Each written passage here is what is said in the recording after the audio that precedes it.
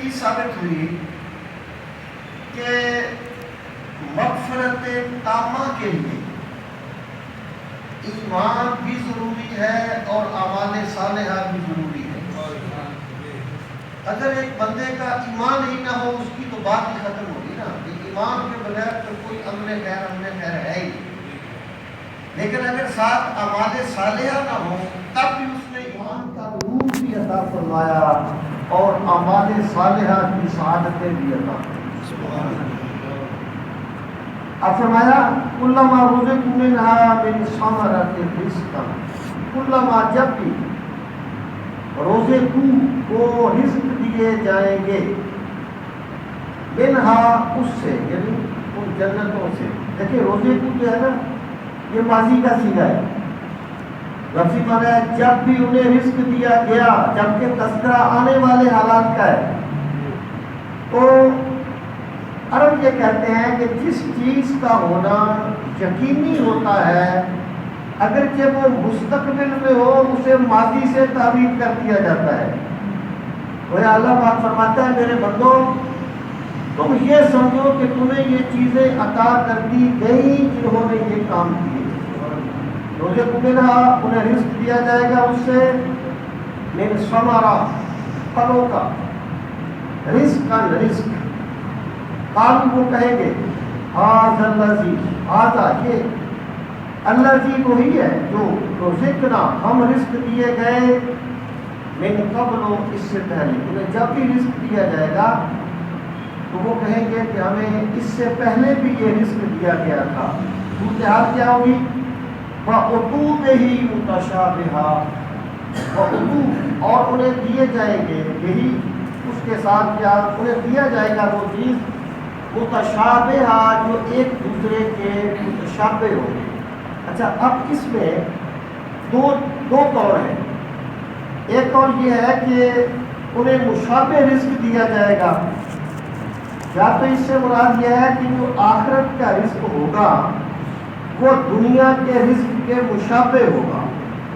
کیونکہ اگر ایک آپ اجنبی چیز کو دیکھتے ہیں جس کو آپ جانتے نہیں ہیں کہ یہ کیا ہے، ایک پھل کو آپ دیکھتے ہیں جس کو آپ جانتے نہیں ہیں کہ یہ کیا ہے، تو آپ کے بارے میں آپ کے دل میں اس کے بارے میں کشش پیدا نہیں ہوگی، جبکہ جس کو آپ جانتے ہیں اس کے بارے میں کشش پیدا ہوگی۔ تو اللہ تعالیٰ پھل وہ دے گا جو دنیا کے پھلوں کے مشابہ ہوگا، لیکن اس کی لذتیں اور ہوں گی۔ سرکار نے فرمایا تھا کہ جب وہ کہنا چاہا کہ میں خوشہ توڑ لوں، پھر میں نے سوچا کہ غیب کی بات غیب میں رہے، اگر میں وہ خوشہ توڑ لیتا تو قیامت تک لوگ کھاتے رہتے، وہ ختم نہ ہوتا۔ دنیا کی نعمتیں ختم ہو جاتی ہیں، آخرت کی نعمتیں ختم نہیں ہوتی۔ کیا اس کا یہ مطلب کہ انہیں رزق کو دیے جائیں گے؟ دیکھیں قیامت یا جنت کے جو احوال ہے نا، وہ تقریب الفام کے لیے، صرف بات کو ایک شعور دلانے کے لیے، حقیقت کیا ہے وہ اللہ جانتا ہے۔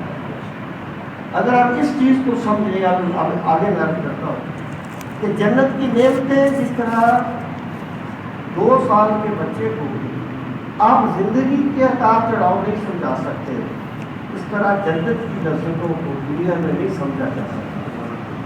اللہ تعالیٰ نے صرف بات کو واضح کرنے کے لیے وہ الفاظ استعمال کیے جنہیں بندے سمجھتے ہیں۔ یا تو اس کا یہ، یا اس کا مطلب یہ ہے کہ جب انہیں جنت میں ایک پھل دیا جائے گا، انہیں پہلے بھی ویسا ہی پھل دیا گیا ہوگا۔ وہ کہے کہ یہ تو کوئی پھل ہے، لیکن پھل ایک ہوگا، لذتیں مختلف ہوگی۔ جس بندے نے اس دنیا میں اپنے رب کو راضی کرنے کے لیے اپنی لذتوں کو قربان کیا تھا، اللہ اسے جنت کی وہ لذتیں عطا فرمائے گا اس کا تصور بھی نہیں کیا۔ کلما رزقوا منها من ثمرۃ رزقا قالوا ھذا الذی رزقنا به ورزقنا من قبل وأتوا به متشابہا۔ آگے فرمایا وَلَهُمْ فِيهَا، وَلَهُمْ اور ان کے لیے، فیہا اس میں، ازواج جوڑ ہوں گے، مطہرۃ پاکیزہ، وہم فیہا خالدون، وہم اور وہ فیہا اس میں خالدون ہمیشہ رہنے والے ہیں، وہ جنتوں میں ہمیشہ رہنے والے ہیں۔ سامعین محترم، یہ جو آیہ کریمہ ہے اس پر ایک اشتباہ پیدا کیا جاتا ہے۔ لوگ کہتے ہیں بھلا اسی ازواج مطہرۃ، ازواج کا معنی بیویاں بھی ہوتا ہے، زوج بیوی کو بھی کہتے ہیں، ان کے لیے پاکیزہ بیویاں ہوں گی۔ کہا یہ جاتا ہے کہ اگر جنت میں مردوں کے لیے حوریں ہوں گی تو عورتوں کے لیے کیا ہوگا؟ اس کا ایک جواب یہ لوگوں نے کہا کہ جی جنت میں کوئی حوریں نہیں ہوں گی، بلکہ وہ انسان کی جو نیک اور پاکیزہ بیویاں جنت میں جائیں گی انہیں کو حوریں بنا دیا جائے گا۔ جنت میں حوریں ہونے پر نص قطعی ہے، حور مقصورات فی الخیام، مقصورات فی الخیام، حوریں ایک ایسا عقیدہ ہے جو قطعی الدلالہ اور قطعی الثبوت ہے، اس کا انکار کوئی مسلمان نہیں۔ ایک بات۔ دوسری بات یہ ہے کہ حور اور جنتی کے تصور کو میاں بیوی کا تصور نہ سمجھا جائے۔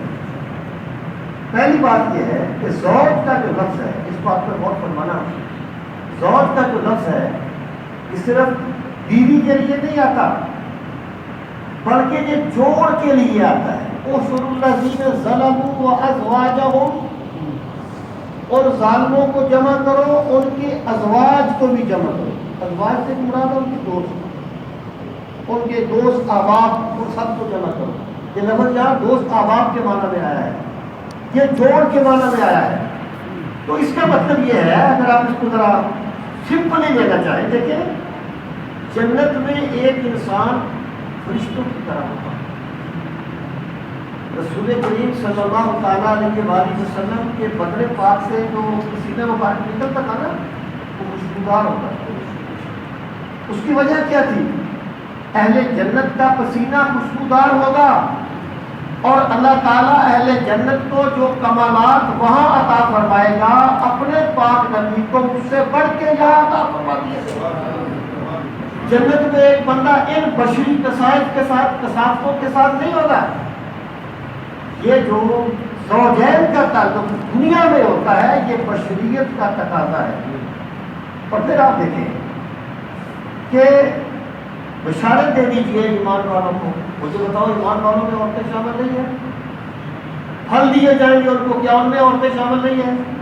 جنت کی تمام نعمتوں میں عورتیں شامل نہیں ہیں، تو ازواج میں عورتیں شامل کیوں نہیں ہوگی؟ بڑی سمپل سی بات ہے نا میرے بھائی۔ اور پھر دیکھیں قرآن کریم نے کہا ازواج مطہرات، ان کے لیے پاکیزہ بیویاں ہوں گی۔ تو کیا جنابت یا مقاربت کے بعد بیوی پاکیزہ رہتی ہے؟ اس پر غسل واجب ہو جاتا ہے۔ ہم یوں کہہ سکتے ہیں، دیکھیں میں آپ سے کہتا رہتا ہوں کہ ہر چیز کو جاننا کمال نہیں ہوتا، کبھی کبھی اپنے نہ جاننے کا اعتراف کر لینا بھی کمال ہوتا ہے۔ اسی کو متشابہات کہتا ہے قرآن، کہ قرآن مجید میں بعض چیزیں متشابہ ہیں، ان کے پیچھے وہ لوگ پڑھتے ہیں جن کے دلوں میں کجی ہوتی ہے، جو محکم، جو پختہ ایمان والے ہوتے ہیں وہ محکم کی روشنی میں متشابہات کا مفہوم طے کرتے ہیں۔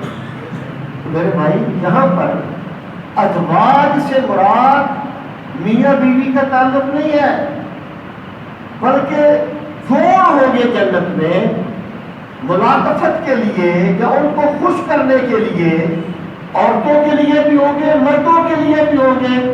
اس کی حقیقت کو ہم اللہ کے سپرد کرتے ہیں۔ جس طرح 2 سال کا بچہ زندگی کو نہیں سمجھ سکتا، ہم اپنے رب کی نعمتوں کو نہیں سمجھ سکتے۔ آگے فرمایا اس پہ نہیں اشارہ ہے۔ اب آخرت کا تذکرہ کرنے کے بعد اب اللہ تعالیٰ نے لوگوں کے رویوں کو پوچھا، فرمایا ان اللہ، بے شک اللہ تعالیٰ لا یستحیی، حیا نہیں فرماتا، یدربا کہ وہ بیان کرے، مثلا مثال ما بعودا بے شک وہ مچھر فما فوقا فوق کا لفظ ازداد میں سے اوپر کے لیے بھی آتا ہے نیچے کے لیے یا اس سے بڑی مثال یا اس سے چھوٹی مثال یعنی مثال دے کے تو بات کو واضح کر دے کے اصل ہوتا ہے الفاظ کا انتخاب اگر ایک بندہ بڑی اچھی بات کو بیان کرتے ہوئے الفاظ کا صحیح انتخاب نہ کرے تو وہ اچھی بات کا بیڑا گرک کر دے گا اگر ایک بندہ ایک بات کو بیان کرے بڑی نازک بات ہو بعض مقامات ایسے آتے ہیں جنہیں بیان کرنا بڑے ایک حساس مسئلہ ہوتا ہے یہاں پر اللہ تعالیٰ الفاظ کے صحیح انتخاب کی توفیق دے تو بات بھی ادا ہو جاتی ہے اور وہ کوئی ایسی بات بھی نہیں اگر کوئی بندہ لوگوں سے جھجکتے ہوئے ایک اچھی بات کو بیان نہیں کرتا تو اس نے حق ادا نہیں کیا تو اللہ تعالیٰ سے یہ کس طرح توقع کی جا سکتی ہے کہ وہ اچھی بات کو صرف اس لیے بیان نہ کرے تو لوگ اس پر کام کریں گے کہتے ہیں مولا احمد جی مولانا بیٹی رحمت اللہ تعالیٰ نے جو ہے نا یہ اورنگزیب عالمگیر کی بیٹی کو کہا اس وقت عالم بھی عالم تھے اور عوام بھی عوام تھے صورتحال بدل گئی نا اس وقت عالم بھی عالم تھے عوام بھی عوام تو ملا احمد جیون اور بیٹھی رحمت اللہ تعالیٰ علیہ وہ جو اورنگزیب تھا نا جب وہ پڑھا کے نکلتے تھے تو وہ دروازے پر اشرفیوں کے ڈھیر لگا دیتا تھا تاکہ اس بندے کو کوئی مالی مشکل پیش نہ آئے ایک دن کوئی فقہ کے مسائل آ گئے اب غسل کیسے واجب ہوتا ہے لیکن بڑے نازک مسئلے ہوتے ہیں بندہ بندوں میں ان کو بڑے احتیاط سے بیان کرتا ہے تو ایک اجنبی عورت کو بیان کر لیں اور بادشاہ کی بیٹی کو بیان کر لیں وہ بڑا نازک پڑا تھا اور اس کے بعد چھپ کے سنتا رہا کہ میں دیکھوں کہ مسئلہ بیان کرنے میں ہچکچا تو نہیں جاتے کوئی ڈر تو نہیں جاتے کہ بادشاہ کی بیٹی ہے سنتا رہا جب انہوں نے پڑھا دیا اور انہوں نے مسائل بیان کرنے میں کوئی ہچکچاہٹ نہیں آنے دی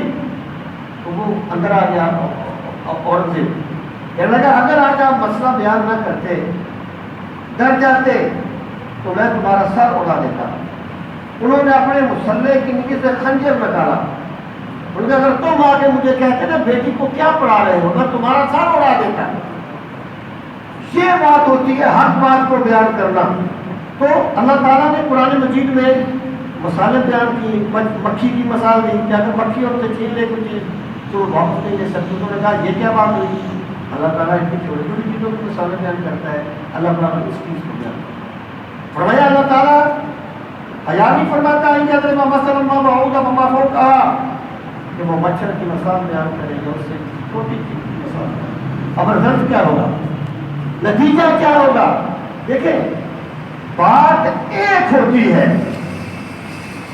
بات کا اثر طلب کی حیثیت سے پڑتا ہے ایک بات ایک بندے کے لیے ہدایت کا چراغ بن جاتی ہے کوئی بات دوسرے بندے کے لیے گمراہی بن جاتی ہے یعنی بڑی اچھی بات اسے کہ خاتون نے کہی قادیانی تھی میرے ساتھ مذاکرہ ہوا تو 3 مرتبہ وہ مسلمان ہوئی اللہ نے اسلام بات کہنے لگی سر میں نے جو دلائل آپ نے مجھے دیے تھے میں نے سارے اپنی بہن کو دیے میں نے کہا پھر ویسے کسٹمرس نہیں دلائل تو وہی ہے لیکن آگے طلب ہوگی تو بات بدلے گی اللہ تعالیٰ فرماتا ہوتا کیا ہے فَأَمَّا الَّذِينَ آمَنُوا پس وہ لوگ جو ایمان لے آئے فَيَعْلَمُونَ بس وہ جانتے ہیں أَنَّهُ الْحَقُّ مِن رَبِّهِمْ کہ جو کچھ بھی ہے حق ہے اور ان کے رب کی طرف سے ہے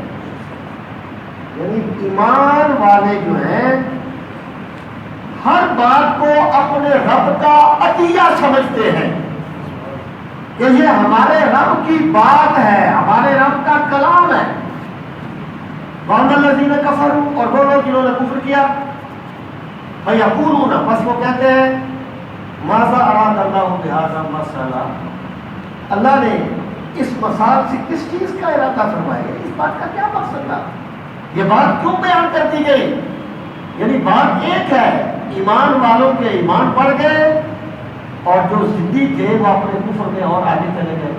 اب ارشاد فرمایا میرا ضابطہ کیا ہے؟ فرمایا جو دلوں میں ہی کثیر و یہدی بہ کثیرا، جو دلوں وہ گمراہ کرتا ہے بہی اس کے ساتھ، یعنی اس مثال کے ساتھ، اس آیت کے ساتھ، کثیرا بہت سے لوگوں کو، وَيَهْدِي بِهِ كَثِيرًا اور وہ ہدایت دیتا ہے اسی کے ساتھ بہت سے لوگوں کو. اس کا مطلب یہ ہو گیا کہ ضابطہ تو اللہ کا ہے لیکن فائنل اتھارٹی اللہ کی ذات ہے. بندہ یہ نہ سمجھے کہ میں نے ہدایت پا لی، بندہ یقین جانے میرے رب نے مجھے ہدایت دے دی. دلوں میں کثیروں و یادی میں کثیرا، فرمایا کن کو وہ گمراہ کرتا ہے، ضابطہ کیا ہے اس کا؟ دیکھیں اللہ تعالیٰ بندے کو اس کی کاوش کے بغیر اس پر کرم کو فرما دیتا ہے لیکن اس کے گناہ کے بغیر اس کی گرفت نہیں فرماتا. ہدایت تو اللہ تعالیٰ محض اپنے کرم سے بھی دے دیتا ہے بغیر بندے کی کوشش کے، یہ اس کا کرم ہے. لیکن وہ کسی کو گمراہ ایسے نہیں کرتا، گمراہ اسے ہی کرتا ہے جو ضد پہ اٹکا ہوتا ہے کہ اس نے ہدایت مانی ہی نہیں ہے. اللہ پاک نے فرمایا کہ وما یضل بہ اور وہ گمراہ نہیں کرتا اس کے ساتھ الا الفاسقین مگر فاسقین نافرمانوں. دیکھیں فاسق کے لفظ کا ایک فقہی اختلاف ہے، ایک فقہی یعنی اس لفظ کا اختلاف کیا ہے کہ اس کی نوعیت کیا ہے، ایک قرآنی اصطلاح ہے. فقہ میں فاسق کیا ہے؟ ہم کہیں گے اگر کسی بندے نے نماز کو فرض جانا اور نماز نہیں پڑھی وہ فاسق ہے، یعنی اس نے فرضیت کا انکار نہیں کیا. لیکن اگر ایک بندہ کہتا ہے نماز ہے ہی نہیں، نماز کی کوئی حیثیت ہی نہیں ہے، وہ نماز نہیں پڑھتا، وہ کافر ہے. یعنی فقہ میں فسق اس معنی میں ہے، لیکن قرآن کا فسق قرآنی اصطلاح ہے، اس میں کفر بھی شامل ہے، اس میں سرکشی بھی شامل ہے، اس میں سب کچھ شامل ہے. اللہ پاک فرماتا ہے وہ گمراہ انہی کو کرتا ہے جو فاسق ہوتے ہیں، جو نافرمان ہوتے ہیں. وہ کون لوگ ہیں؟ الذین ینقضون عہد اللہ، الذین جو لوگ ینقضون توڑ دیتے ہیں عہد اللہ، اللہ کے وعدے کو، اللہ کے ساتھ کیے گئے عہد کو، من بعد میثاقہ، من بعد اس کے میثاقہ اسے پختہ کرنے کے بعد. اب یہ کون سا عہد ہے اسے توڑنے والے فاسق ہیں؟ ایک تو اس سے مراد ہے وہ بندہ جو عالم ارواح میں اللہ کی ربوبیت کا اقرار کر دیا ہے. اللہ کو برکت کیوں یا میں تمہارا رب نہیں ہوں، کافی والا پروردگار کیوں نہیں؟ یعنی ہر بندہ اللہ تعالیٰ کی وحدانیت کا اقرار کر کے آیا اور جو یہاں آ کے اس پہ قائم نہیں رہا اس نے اپنے عہد کو توڑ دیا. اس عہد کی یاد دہانی اللہ کے ہم بیان کراتے رہے، اس عہد کی یاد دہانی اللہ کے ہم بیان کراتے رہے. اور اس کا ایک مطلب یہ ہے، دیکھیں میں پاکستانی شہری ہوں، میں نے کوئی حرف نہیں اٹھایا تھا میں پاکستانی ریاست کے ساتھ وفادار ہونے والا، لیکن کیونکہ میں پیدا پاکستانی ریاست میں ہوا، اگر کہ میں نے حلف نہیں اٹھایا لیکن میرا حلف آٹومیٹیکلی ہو گیا کہ میں پاکستانی ریاست کا وفادار ہوں. تو بندہ جو ہے جب پیدا اللہ کے ملک میں ہوتا ہے تو وہ وفادار بھی اللہ کا ہوتا ہے.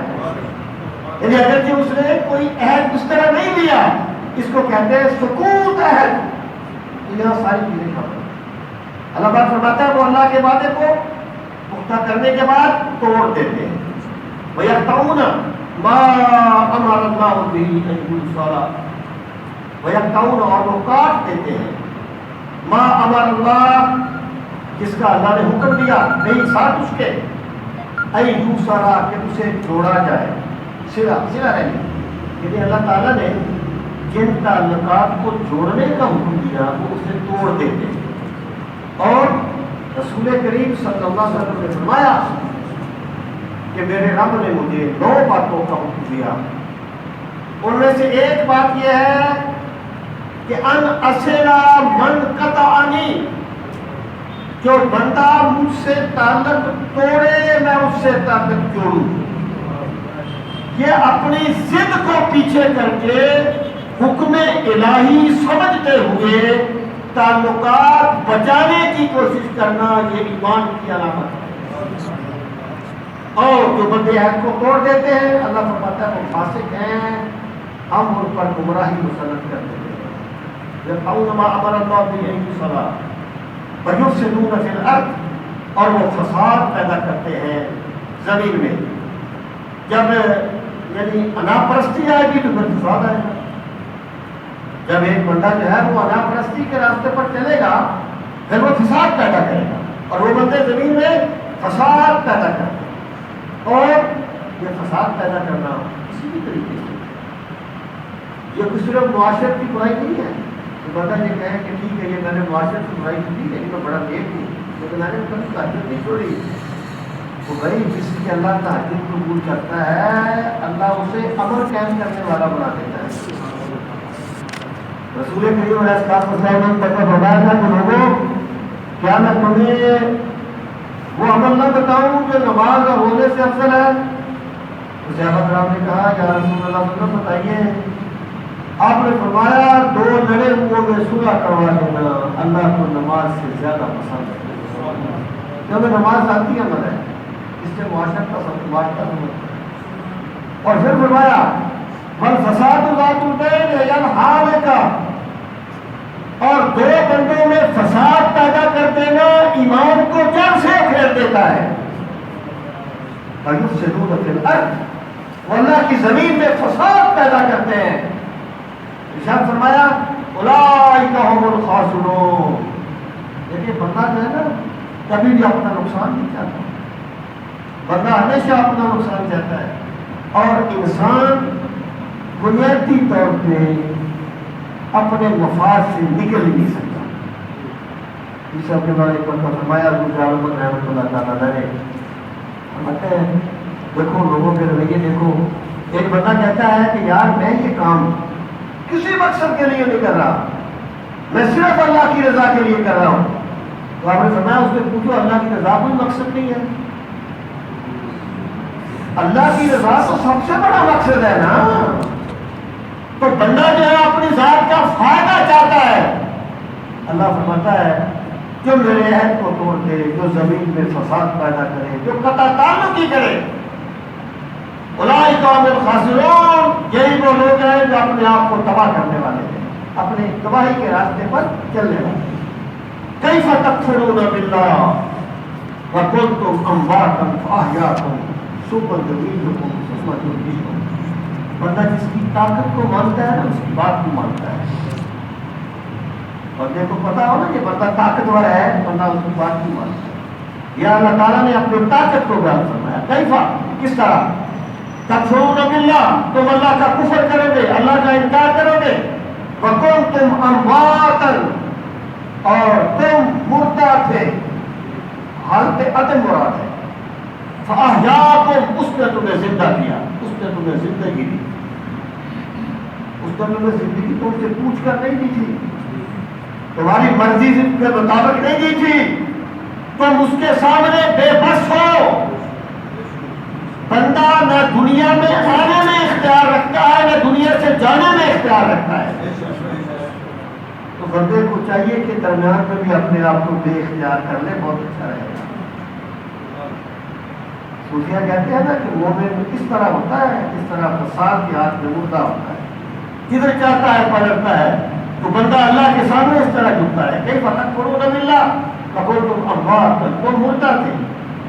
فاحیاکم، بس اللہ نے تمہیں زندہ کر دیا، تمہیں زندگی دی.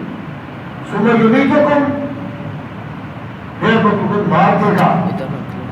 ایک وقت آئے گا تمہیں مار دے گا، تم اپنی موت کو روک نہیں سکو گے. ثم یحییکم، مارنے کے بعد پھر تمہیں زندہ کرے گا. اس سے مراد حیات برزخی ہے. ثم الیہ ترجعون، پھر تم اسی کی طرف لوٹائے جاؤ گے. وہ وجود کا سیکھا ہے تم جاؤ، ترجیح نہیں کہا کہ تم لوٹو گے، نہیں، تم جاؤ، تم لوٹائے جاؤ گے. تم نہ بھی چاہو گے پھر بھی تمہیں جانا پڑے گا. حیات میں ایک تسلسل ہے. حیات وجود میں آ جائے ختم نہیں ہوتی، رخ بدلتی ہے. بندہ کبھی عالم ارواح میں ہوتا ہے، حالات مختلف ہے. شکم مادر میں آ گیا، حالات مختلف ہو گئے. اگلا مرحلہ یہ زندگی، پھر برزخ، پھر آخرت. اس طرح بندہ چلتا چلتا اللہ کی بارگاہ میں پہنچ جاتا ہے. تو ارشاد فرمایا کہ جب تم اس طرح اللہ کے سامنے بے بس ہو تو پھر تمہیں اللہ کی نافرمانی زیب نہیں دیتی، زیب نہیں دیتی تمہیں اللہ کی نافرمانی. هو الذی خلق لکم، اب اللہ نے ترغیب دی.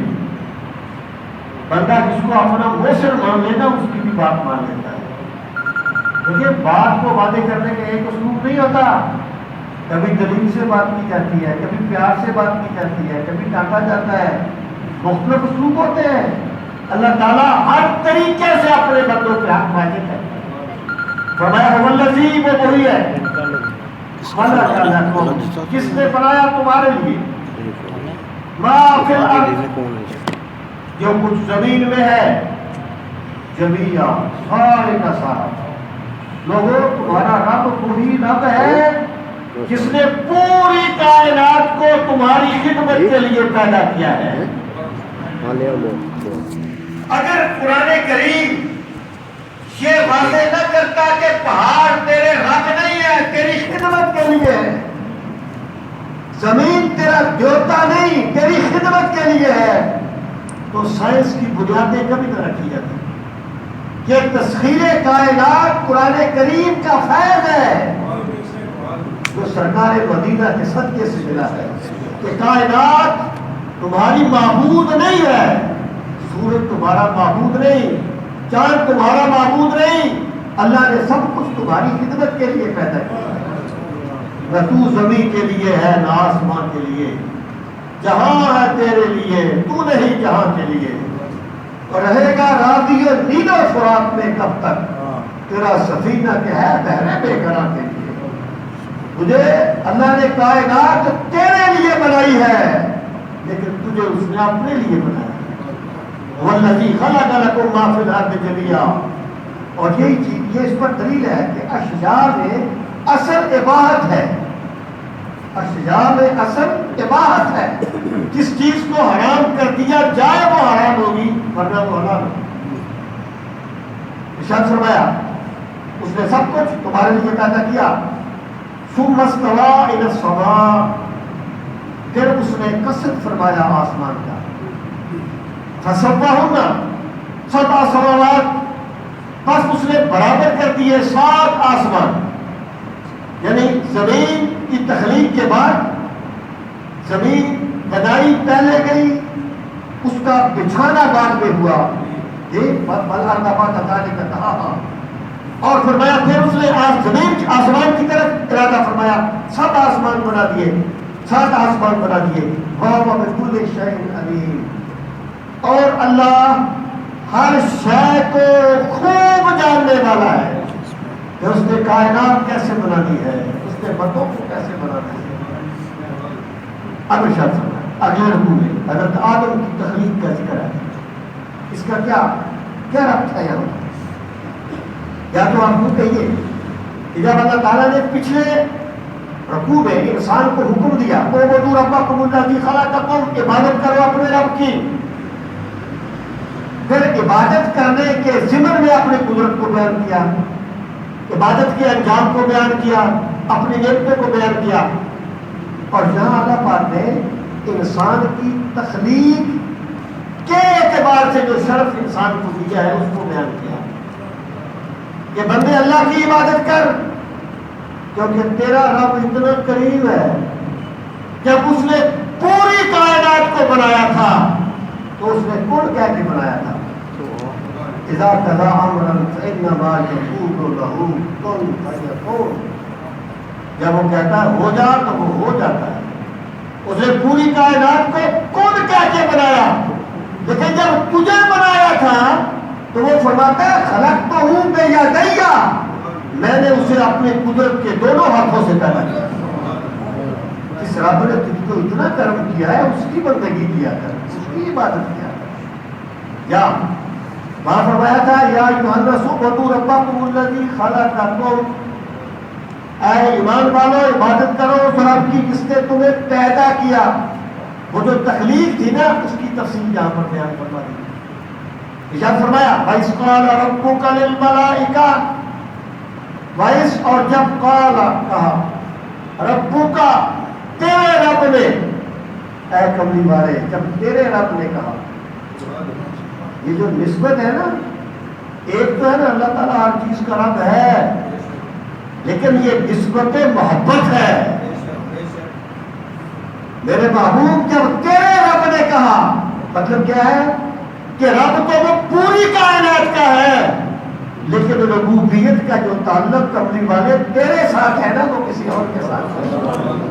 وَإِذْ قَالَ رَبُّكَ، جب کہا تیرے رب نے، لِلْمَلَائِكَةِ فرشتوں سے، ملائکہ ملک کی جمع ہے، ملک فرشتے کو کہتے ہیں، اور اسلامی اصطلاحات کے مطابق ملک یا ملائکہ ایک نورانی مخلوق ہے، جس طرح انسان کی تخلیق مٹی سے کی گئی، ان کی تخلیق نور سے کی گئی۔ یہ کائنات میں مختلف کام سر انجام دیتے ہیں۔ اگر کوئی بندہ یہ کہتا ہے کہ اچھے انسانوں کو ہی ملائکہ یا فرشتے کہا جاتا ہے تو وہ کفر کرتا ہے، نص قطعی کا انکار کرتا ہے۔ دل ملائکہ تیرے رب نے فرشتوں سے کہا، کیا کہا؟ انی جاعل فی الارض خلیفہ، انی بے شک میں جاعل بنانے والا ہوں فی الارض زمین میں خلیفہ جانشین، میں زمین میں اپنا جانشین بنانے والا ہوں۔ جانشین سے کیا مراد ہے؟ کہ میں ایک ایسی مخلوق بنانے والا ہوں جو زمین میں میرے احکامات کو نافذ کرے گی۔ زمین میں میرے احکامات کو نافذ کیا جائے گا، میں اس مخلوق کو بنانے والا ہوں۔ علماء نے فرشتوں کو بتا دیا، فرشتوں کو جو خبر دی، قالوا انہوں نے کہا اتجعل، کیا تو بنائے گا، فیہا اس میں، من یفسد، جو فساد کرے گا، فیہا اس میں، ویسفک الدماء، ویسفک اور بہائے گا، الدماء دم کی جمع ہے خون، اور خون ریزی کرے گا۔ یعنی فرشتوں نے یہ اللہ تعالیٰ سے عرض کی کہ کیا اس مخلوق کو بنائے گا جو زمین سے فساد کرے گی اور خون ریزی کرے گی؟ فرشتوں نے یہ بات کیوں کہی؟ یا تو پہلے یہاں جن آباد تھے، جن آپس میں لڑائی کرتے تھے، فرشتوں نے انسانوں کو بھی ان پر قیاس کیا، یا جب انہیں یہ بتایا گیا کہ میں ایک مخلوق بناؤں گا جس کو میں اختیار دوں گا، نیکی یا بدی کا اختیار دوں گا، انہوں نے یہ سمجھا کہ وہ فساد پیدا کرے گا۔ فساد ہوتا ہے، لیکن انسان کا تشخص اس کا فساد نہیں، انسان کا تشخص انبیاء اور مرسلین اور مقربین الہی ہے، جو انسانی بنی نوع انسان کے ماتھے کا جھومر ہے۔ تو فرشتوں نے یہ بات اللہ تعالیٰ کی ذات پہ اعتراض کرتے ہوئے نہیں کی تھی۔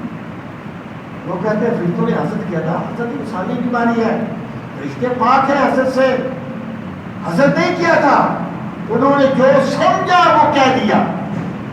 شاپوری کہتے ہیں استشار اللہ الملائکہ، اللہ نے فرشتوں سے مشورہ کیا۔ مشورے کے بارے میں یہ ہوتا ہے المستشار امین، جس سے مشورہ طلب کیا جائے وہ امین ہوتا ہے۔ یعنی آپ یہ کام کرنا چاہتے ہیں، آپ نے دوستوں سے پوچھا کہ یار میں اس کو کروں یا نہ کروں، تو دوست یہ نہ سوچے کہ اس کی کیا مرضی ہے، اگر میں یہ کہوں تو ناراض نہ ہو جائے۔ اگر اس نے جو سمجھتا ہے اس کے مطابق مشورہ نہیں کیا، اس نے بددیانتی کی، یا ہمارے جو حضور ہوتی ہے نا وہاں پر باس کے مزاج کو سمجھ کے مشورہ دیا جاتا ہے، یہ بددیانتی ہے۔ بندے کو چاہیے کہ مشورہ وہ دے جو وہ سمجھتا ہے، اور اگلا بندہ اگر قبول نہ کرے اسے مائنڈ کرنے کی بھی ضرورت نہیں ہے۔ بندے نے مشورہ دے دیا جو سمجھا کہ اس کی مرضی ہے، یہ امانت داری ہے۔ تو فرشتوں نے جو کچھ بھی کہا تو سمجھتے تھے وہ کہا. انہوں نے کہا وَنَحْنُ نُسَبِّحُ بِحَمْدِكَ، اور ہم تسبیح بیان کرتے ہیں بِحَمْدِكَ، تیری حمد کے ساتھ. تسبیح کہتے ہیں صفات سلبیہ سے اللہ کو پاک ثابت کرنا، اس کا کوئی بیٹا نہیں، اس کا کوئی شریک نہیں. اور حمد کہتے ہیں صفات ایجابیہ کو اللہ نے ثابت کرنا، وہ خالق ہے، وہ مالک ہے، وہ رازق ہے. ہم تیری تسبیح بیان کرتے ہیں تیری حمد کے ساتھ. وَنُقَدِّسُ لَكَ، مالک ہم تیری پاکی کے نغمے گاتے ہیں. جب ہم ہیں وَمَا يَعْلَمُ جُنُودَ رَبِّكَ إِلَّا هُوَ، کوئی نہیں جانتا تیرے رب کے لشکروں کو، نہ جانے کتنے فرشتے تیری پاکی کے گن گاتے ہیں. تو پھر مالک اور مخلوق کو پیدا کرنے کی ضرورت کیا ہے؟ اللہ پاک نے فرمایا قَالَ إِنِّي أَعْلَمُ مَا لَا تَعْلَمُونَ، فرمایا جو کچھ میں جانتا ہوں وہ لا تعلمون، جو تم نہیں جانتے. مطلب یہ ہے کہ تم نے انسان کا آپس میں لڑنا تو سمجھ لیا، لیکن انسان کو میں وہ طاقت دوں گا جو تم نہیں کر سکو گے. خود بندہ بھوکا رہے اور کھانا کسی اور کو کھلا دے، یہ عبادت فرشتے نہیں کر سکتے. مقام شوق تیرے قدسیوں کے بس کا نہیں، انہی کا کام ہے یہ جن کے حوصلے ہیں. یہ تڑپنے کی عبادت انسان کرتا ہے، فرشتے نہیں کرتے. اللہ پاک نے فرمایا جو کچھ میں جانتا ہوں وہ تم نہیں جانتے. حضرت پیر میرے علی شاہ صاحب رحمۃ اللہ تعالیٰ نے حضرت پیر میرے علی شاہ صاحب رحمۃ اللہ تعالیٰ نے ولی تو وہ ہے ہی نا، فلائر تو ان کی سبحان اللہ، ان کا علم کم نہیں ہے، مگر افسوس کہ ہم نے ان کی علم سے استفادہ نہیں کیا. وہ ایک پہاڑ ہے علم کا، اور اتنی مضبوط اور مستحکم بات کرتے ہیں. اور پھر کیا ہے، بندوں کے دائرے ہوتے ہیں. ایک باس میں الجھا ہوا بندہ کیا جانے کی حقیقت کیا ہوتی ہے، صرف کال کا ماہر کیا جانے کہ حال کیا ہوتا ہے، اور حال میں ڈوب جانے والا کیا جانے کہ کال کیا ہوتا ہے. یہ استحکام جس بندے کو مل جائے نا وہ پھر کمال کی بات ہے. تو انہوں نے رسول کریم علیہ الصلوۃ والسلام کی بشریت پہ بات کرتے ہوئے کہا، انہوں نے فرمایا کہ رسول کریم علیہ الصلوۃ والسلام بنی نوع انسان میں سے ہے، جن سے بشر میں سے ہے، لیکن یہ آپ کا عیب نہیں ہے، یہ کمال ہے. کیونکہ بشریت میں اللہ نے یہ ملکہ رکھا کہ وہ ادھر سے فیض لے اور آگے بانٹے. یہ کام فرشتے نہیں کر سکتے. اللہ نے فرمایا جو کچھ میں جانتا ہوں وہ تم نہیں جانتے. پھر کیا ہوا، وَعَلَّمَ آدَمَ الْأَسْمَاءَ، اور اللہ تعالیٰ نے حضرت آدم کو اسماء سکھا دی، نام، چیزوں کے نام، نام کی تاثیر، ان کی حقیقت، ان کے نتائج. جب اللہ سکھاتا ہے تو پھر گوڈے نہیں لگانے پڑتے. جب میرا رب دینا چاہتا ہے تو سرکار فرماتے ہیں نے مجھ سے پوچھا آسمان کے باسی کس چیز میں باس کر رہے ہیں. میں نے کہا پروردگار تو بہتر جانتا ہے. تو اللہ پاک نے اپنا دستے میرے سینے پر رکھا، وجہ کفا ہو گیا نہ دیا، اب اجر تو پڑھتا ہوں اس دیا، اس کی ٹھسک میں نے اپنے سینے میں محسوس کی. فعلمت ما فی السماوات و ما فی الارض، بس مجھے زمین و آسمان کے سارے علوم مل گئے. جب اللہ دینا چاہتا ہے تو ایسے نوازتا ہے. آدم کو سکھا دیے سارے نام اللہ تعالیٰ نے. ثم عرضہ علی الملائکہ، پھر انہیں پیش کیا فرشتوں پر اور فرمایا فقالا، فرمایا انبئونی، مجھے خبر دو باسماء ہؤلاء، ان کے ناموں کی، ان کنتم صادقین، اگر تم سچے. قالوا، انہوں نے کہا سبحانک، تو پاک ہے مولا. کیا پاک ہے سے کیا مراد ہے؟ پروردگار تو نے جو کچھ بھی کیا حق کیا ہے. یہ ہو نہیں سکتا کہ تیرا کوئی فیصلہ صحیح نہ ہو. تو ہر عیب سے پاک ہے، تو پاک ہے، جو کچھ بھی کیا ٹھیک کیا. لا علم لنا، ہم نے جو کچھ کہا تھا نا تیرے فعل پہ ہم نے اعتراض نہیں کیا تھا. لا علم لنا، ہمیں علم نہیں ہے. الا ما علمتنا، مگر وہی جو تو نے ہمیں سکھا دیا. یعنی تو نے ہمیں جتنا علم دیا تھا، ہمیں جو بات سمجھ آئی ہم نے آپ سے کہہ دی. ہم کو تیرے فعل پہ اعتراض نہیں کر رہے تھے. سبحان اللہ، تو ہر کمزوری سے پاک ہے. انک انت العلیم الحکیم، بے شک تو ہی سب کچھ جاننے والا اور پوری حکمت والا ہے. تیرا کام کمال علم اور کمال حکمت پہ مبنی ہوتا ہے. اب آپ دیکھیے کہ اللہ پاک نے نام سکھا دیے آدم علیہ السلام کو، فرشتوں کو تو نام سکھائے نہیں.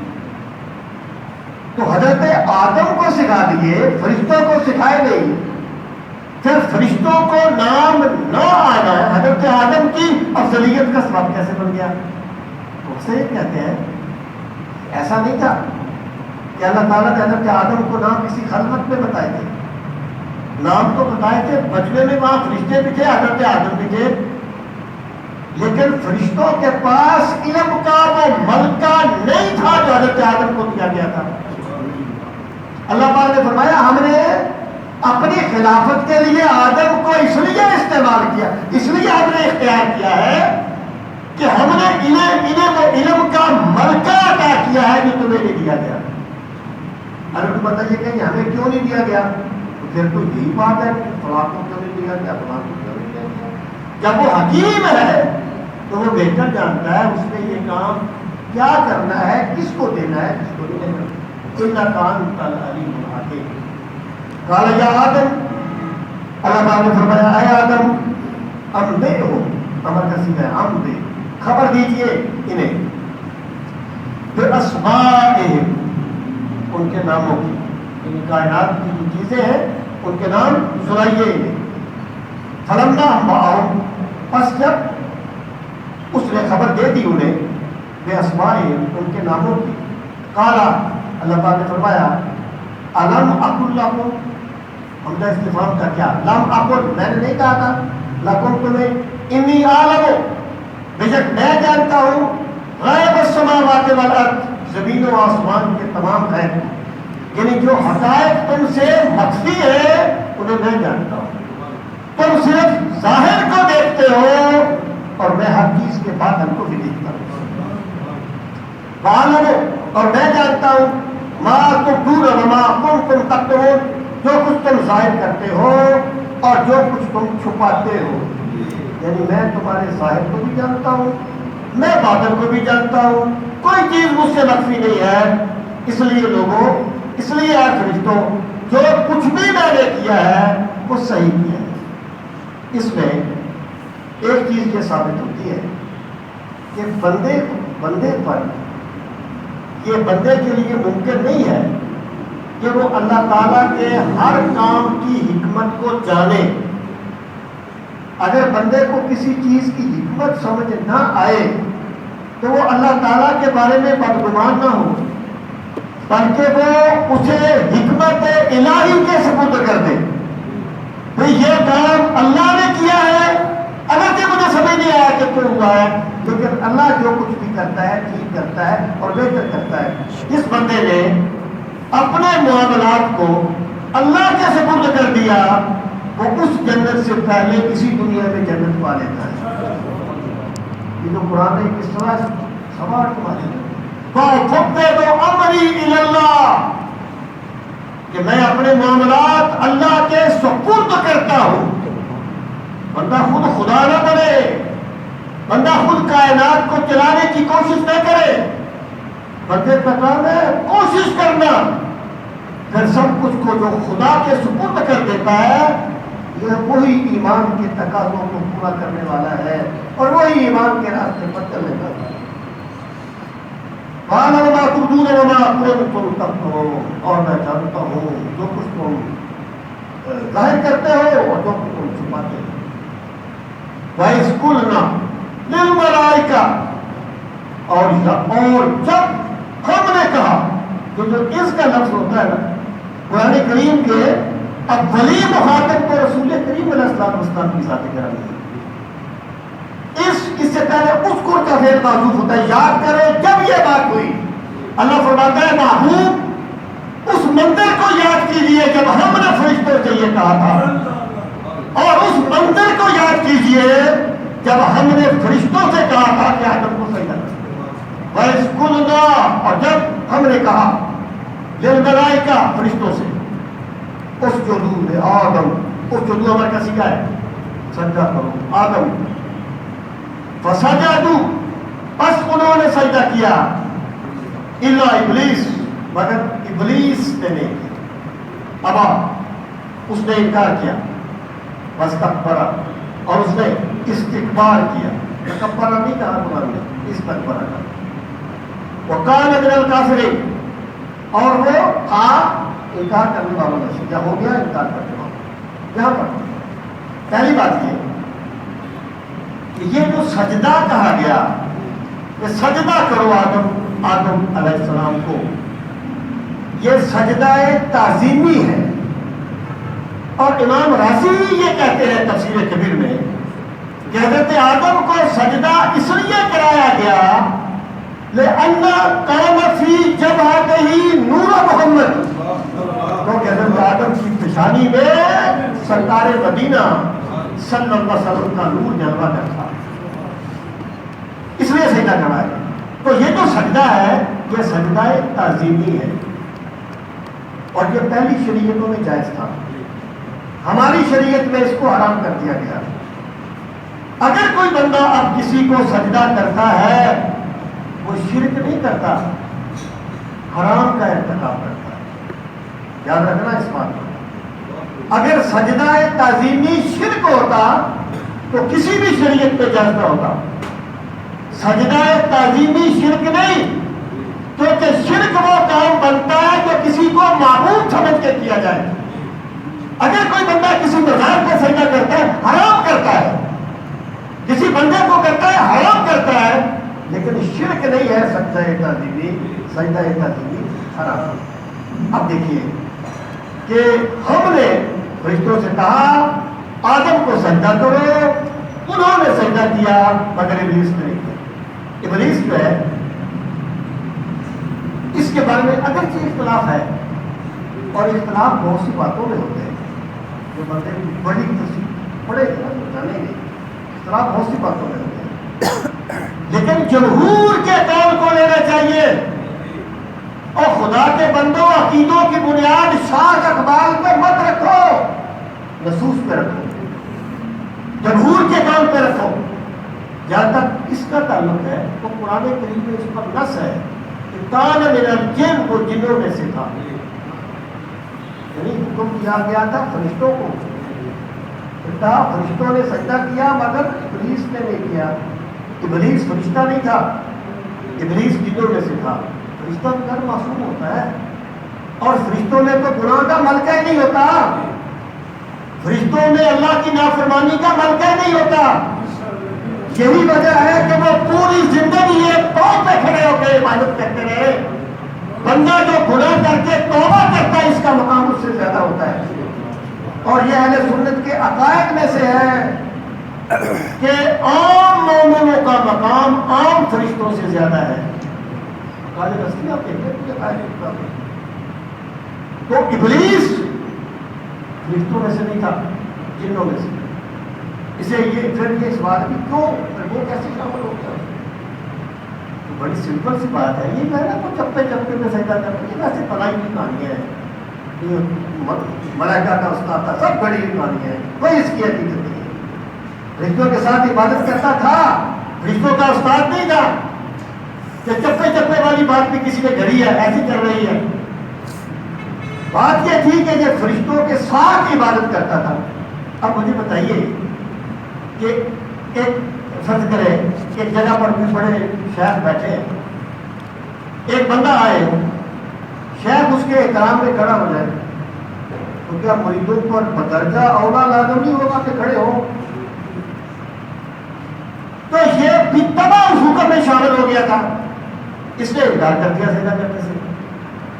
تو ارشاد فرمایا فسجدوا الا ابلیس، سجدہ کیا مگر ابلیس نے نہیں کیا. ابا، اس نے انکار کیا. ابا کسے کہتے ہیں؟ ایک ہوتا ہے انکار کرنا بات نہ سمجھنے کی وجہ سے، ایک ہوتا ہے انکار کرنا تکبر کی وجہ سے. جو انکار تکبر کی بنیاد پر کیا جائے اسے ابا کہا جاتا ہے. ابا، اس نے تکبر کی وجہ سے انکار کر دیا. اس نے کیا کہا؟ میں آدم سے افضل ہوں، خلقتنی، تو نے اسے مٹی سے پیدا کیا اور مجھے آگ سے پیدا کیا، میں افضل ہوں آدم علیہ السلام سے. تو بھائی جو بندہ میں افضل ہوں کے نعرے لگاتا ہے نا، وہ ابلیس کے طریقے پر چلتا ہے. اور جس کو اللہ ایمان دے دیتا ہے نا، وہ کہتا ہے بعد والا مجھ سے افضل ہے. ابا، اس وقت بڑا یہ کیا ہے؟ تکبر. تکبر یہ ہے کہ بندہ کروڑ پتی ہے اور وہ کہے کہ میں کروڑ پتی ہوں. حالانکہ یہ بھی اس کی کوئی لاجک نہیں ہے، میں صرف ایک گراؤنڈ لیول کی بات کرتا ہوں. ایک یہ ہے کہ بندے کے پاس ہے تو کچھ نہیں، لیکن وہ سمجھتا یہ ہے کہ میں پتہ نہیں کیا ہوں. جس کے پاس کچھ بھی نہ ہو پھر بھی متکبر ہو جائے، اس کو کہتے ہیں استکبرا. اللہ فرماتے ہیں ابا واستکبرا، وہ زیرو تھا اللہ کے مقابلے میں، لیکن اس کو پھر بھی انکار کر دیا. وقال من الکافرین، کہنا یہاں سارا کمانا مت ہو سکتا ہے، اور وہ ہو گیا کفر کرنے والوں میں سے. کیا اس سے مراد یہ ہے کہ وہ پہلے ہی اپنے دل میں کفر لیے ہوئے تھا؟ سب کچھ صحیح ہے.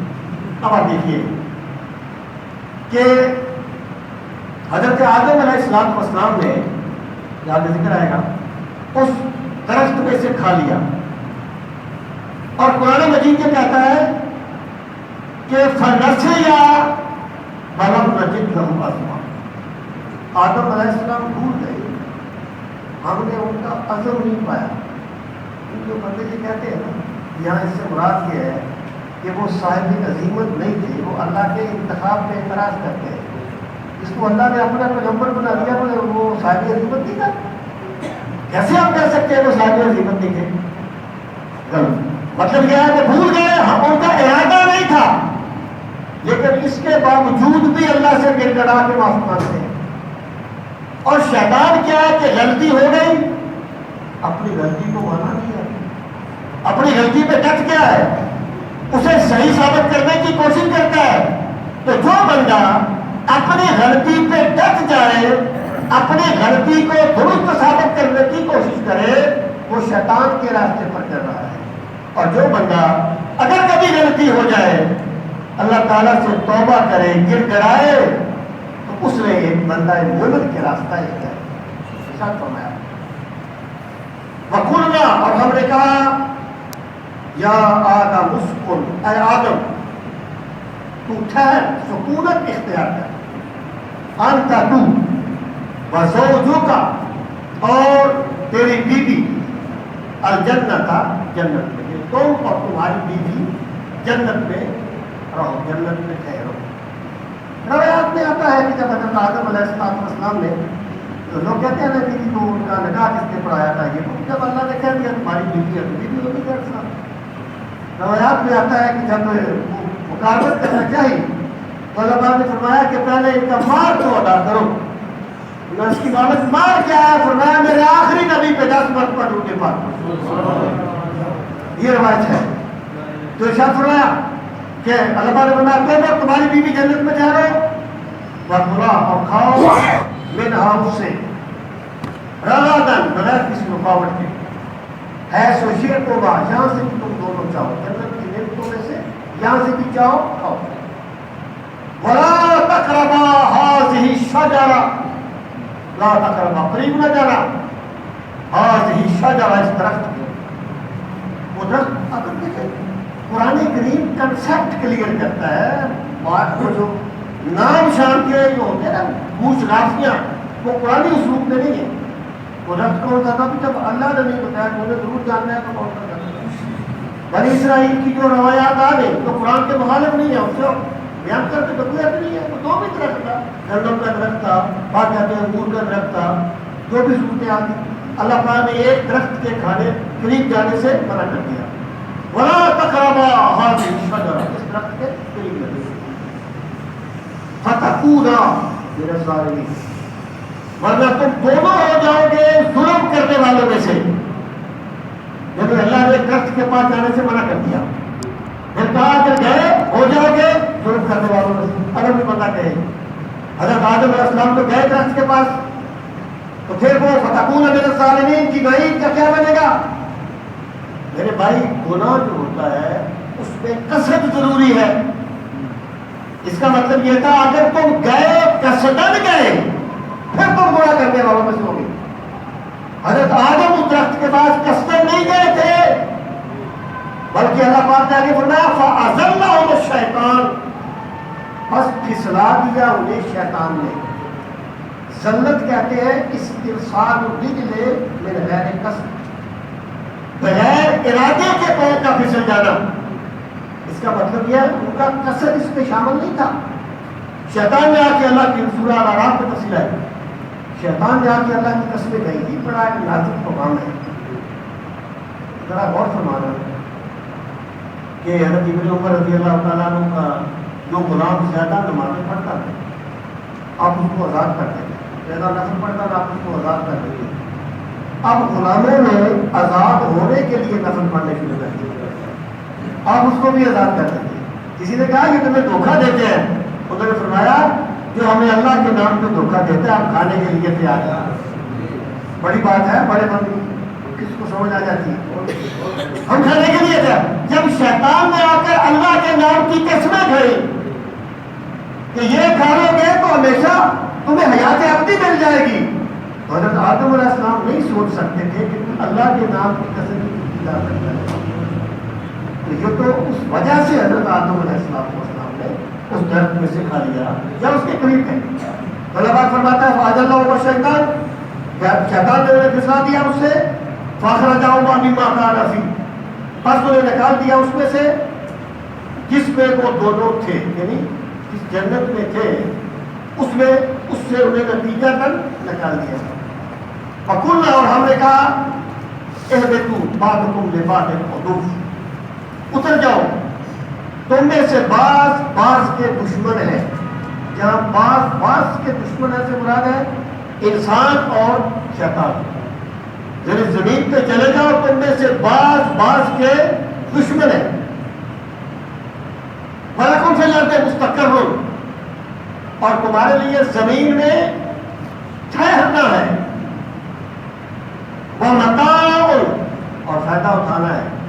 إِلَىٰ حِینٍ, ایک معین مدت تک جاؤ تم نے زمین میں رہنا ہے, لیکن ایک معین مدت کے لیے رہنا ہے, پھر تم نے پلٹ کے میری بارگاہ میں آ جانا ہے. عشق تیری انتہا, عشق تیری ابتدا, عشق میری ابتدا, تو بھی ابھی ناتمام میں بھی ابھی ناتمام. تو میں نے پلٹ کے پھر اللہ کی بارگاہ میں آ جانا ہے. تو اب اللہ پاک فرماتا ہے فَتَلَقَّىٰ آدَمُ مِن رَبِّهِ کَلِمَاتٍ فَتَابَ عَلَيْهِ. دیکھیں حضرت آدم علیہ السلام اپنے گناہ کی سزا کے طور پہ دنیا میں نہیں آئے تھے, اللہ نے انہیں خلیفہ بنایا ہی زمین کے لیے تھا. وہ بھی ایک پروسیس تھا کہ وہ جنت کی نعمتوں کو دیکھے اور اولاد آدم جان لے کہ جنت تک پہنچنے کا طریقہ کیا ہے. وہ اللہ تعالیٰ کا ایک منصوبہ تھا, وہ منصوبہ الہی کے تحت زمین پر آئے تھے. یہ کہہ دینا کہ استغفر اللہ ان کی کوئی ایسی حدود اختیار کرنا یہ قرآن سنت کی تعلیمات کے مطابق نہیں ہے. اللہ بات فرماتا ہے کہ فَتَلَقَّىٰ آدَمُ مِن رَبِّهِ کَلِمَاتٍ فَتَابَ عَلَيْهِ, بس پا لیے آدم نے. کیا ہوتا ہے کسی چیز کا دل میں اوپر جانا, بس آدم علیہ السلام نے پا لیے اپنے رب کی طرف سے. یعنی وہ جو کلمات تھے وہ بھی اللہ تعالیٰ نے ہی سکھائے تھے حضرت آدم کو. فَتَابَ عَلَيْهِ, بس پھر اللہ ان کی طرف متوجہ ہوا اپنی رحمت کے ساتھ. توبہ کا لفظ معنی ہوتا ہے رجوع کرنا. اگر توبہ کا فاعل بندہ ہو مطلب یہ بندہ گناہ چھوڑ کے اللہ کی طرف متوجہ ہوا. اگر توبہ کا فاعل اللہ ہو مطلب یہ ہوتا ہے اللہ اپنی رحمت کے ساتھ اپنے بندے پر متوجہ ہوا، فتوبہ علیہ، اللہ تعالیٰ ان کی طرف متوجہ ہوا۔ انہ التواب الرحیم، ایک ضابطہ دے دیا، اے بنی نوع انسان، اللہ تعالیٰ نے صرف حضرت آدم کی توبہ ہی قبول نہیں کی، اس کی شان یہ ہے کہ وہ بہت زیادہ توبہ کو قبول کرنے والا اور بے حد رحم فرمانے والا ہے۔ جب بھی بندہ توبہ کرتا ہے تو اللہ تعالیٰ اس کو قبول فرماتا ہے۔ کل اہبطوا منہا، اچھا اب یہ ہے کہ وہ کلمات کیا تھے، تو ایک تو وہ کلمات ہیں جو اللہ پاک نے سورہ الاعراف میں بیان فرمایا، ربنا، انہوں نے کہا ربنا ظلمنا انفسنا، پروردگار ہم نے ظلم کیا اپنی جانوں پر، یہ ان کا اظہار عبودیت ہے، یعنی وہ حضرت آدم علیہ السلام کے بارے میں نسیا، انہوں نے بھول کے یہ کام کیا تھا، اور بھول کے کام کرنا گناہ نہیں ہوتا، مولانا روم کہتے ہیں بود آدم دیتا ہے نور قدیم، کہ اگر بھی بندہ یہ کہے کہ بھی نسیان تو معاف ہے، حضرت آدم پر پھر یہ اس طرح کے معاملات کیوں گزرے؟ فرماتے اس لیے کہ حضرت آدم نور قدیم کی آنکھ ہے، اور آنکھ میں چھوٹا سا ذرہ بھی چلا جائے تو بہت زیادہ اس کے اثرات ہوتے ہیں۔ حضرت آدم کا مقام اتنا بلند تھا، اللہ تعالیٰ نے نسیان پر بھی ان سے دستخط فرمائی، نسیان پر بھی ان سے پوچھا کہ یہ کام کیوں ہوا، تو وہ کلمات کیا تھے؟ یا تو یہ ربنا ظلمنا انفسنا وان لم تغفر لنا وترحمنا، یہ جو کلمات ہیں، اور شاہ عبد العزیز یہ کہتے ہیں کہ یہ کلمات آپ وہاں بھی پڑھتے رہے تھے لیکن توبہ قبول نہیں ہوئی تھی۔ حضرت عمر یہ کہتے ہیں، حضرت عمر رضی اللہ عنہ فرماتے ہیں کہ جب حضرت آدم آئے انہوں نے اللہ تعالیٰ سے یہ دعا مانگی، اللہم اغفر لی بحق محمد صلی اللہ علیہ وسلم، پروردگار عالم مجھے نبی کریم صلی اللہ علیہ وسلم کے صدقے سے، توسل سے میری خطا کو معاف فرما دے۔ تو اللہ تعالیٰ نے پوچھا کہ تم نے آدم کو کیسے پہچانا؟ تو انہوں نے عرض کی مالک میں نے جب آنکھ کھولی تو میں نے دیکھا عرش کے پایوں پر ان کا اس میں گرامی لکھا ہے، جنت کے درختوں کے پتوں پہ ان کا اس میں گرامی لکھا ہے۔ تو میں یہ سمجھ گیا کہ جس کا نام تیرے نام کے اتنا قریب تو نے لکھا ہے وہ تیری بارگاہ میں بہت مقبول ہے۔ تو وہ جو کلمات تھے وہ یہ تھے کہ انہوں نے سرکار کے وسیلے سے دعا مانگی، سرکار کے وسیلے سے اللہ تعالیٰ سے دعا مانگی، اور اگر اس کو بھی اگر وہ کلمات بھی آپ پڑھتے رہے، یہ بھی پڑھتے رہے، وہ بھی کلمات ہے، یہ بھی کلمات ہے، اس میں کوئی تضاد نہیں۔ تو اللہ تعالیٰ نے فرمایا انہ التواب الرحیم قلنا اہبطوا منہا جميعا، ہم نے کہا اتر جاؤ تم سارے کے سارے زمین پر۔ یہ جملہ دو مرتبہ آیا، پہلی مرتبہ آیا تھا حضرت آدم حوا اور شیطان کے لیے، اب یہاں پر ذریت آدم بھی اس میں شامل ہے کہ تو ہم نے کہا تم سب چلے جاؤ زمین پر۔ اب کیا ہوگا؟ میرا ضابطہ کیا ہے؟ فَإِمَّا يَأْتِيَنَّكُم مِّنِّي هُدًى، بس آئے گی تمہارے پاس میری طرف سے ہدایت، فَمَن تَبِعَ، بس جس نے پیروی کی، خدایا میری ہدایت کی، فَلَا خَوْفٌ عَلَيْهِمْ وَلَا هُمْ يَحْزَنُونَ، اس پر نہ کوئی خوف ہوگا اور نہ کوئی حزن ہوگا۔ یعنی میں انسان کو زمین پہ بھیج رہا ہوں، اسلامی تعلیمات کے مطابق انسان جو ہے وہ ٹھوکریں کھاتا ہوا توحید تک نہیں پہنچا، بلکہ اللہ تعالیٰ نے پہلا انسان جو دنیا پر بھیجا وہ پیغمبر تھا، یعنی گمراہ ہونے والے بعد میں پیدا ہوئے، اللہ تعالیٰ نے ہدایت کا چراغ پہلے روشن کر دیا۔ اب یہ بڑی نوع انسان سے کہا گیا تم جاؤ زمین پر، لیکن تمہارے پاس میری ہدایت آئے گی، جو اس کی پیروی کرے گا فلا خوف علیہم ولا هم يحزنون، کی جنت کی تعبیر ہے، ہم اسے جنت عطا کریں گے۔ والذین کفروا، اور وہ لوگ جنہوں نے کفر کیا، وکذبوا بآیاتنا، اور جھٹلایا ہماری آیات کو، اولئک اصحاب النار، وہ لوگ دوزخ والے ہیں، ہم فیہا خالدون، اور وہ ہمیشہ دوزخ میں رہیں گے۔ یعنی اللہ تعالیٰ نے انسان کو زمین پر دیکھتے ہوئے ہی یہ ضابطہ دے دیا کہ میری ہدایت تمہارے پاس آئے گی، جو پیروی کرے گا نجات پائے گا، جو انحراف کرے گا سزا بھگتے گا۔ تو اللہ رب العزت نے اس طریقے سے حضرت آدم علیہ السلام کی تخلیق کا ذکر فرما کر انسانی شرف کو بھی بیان فرمایا اور ضابطہ ہدایت کو بھی بیان فرمایا کہ اللہ تعالیٰ کی بارگاہ میں کون نجات پائے گا اور کون گمراہ ہوگا۔ اللہ تعالیٰ ہم سب کو اپنے دین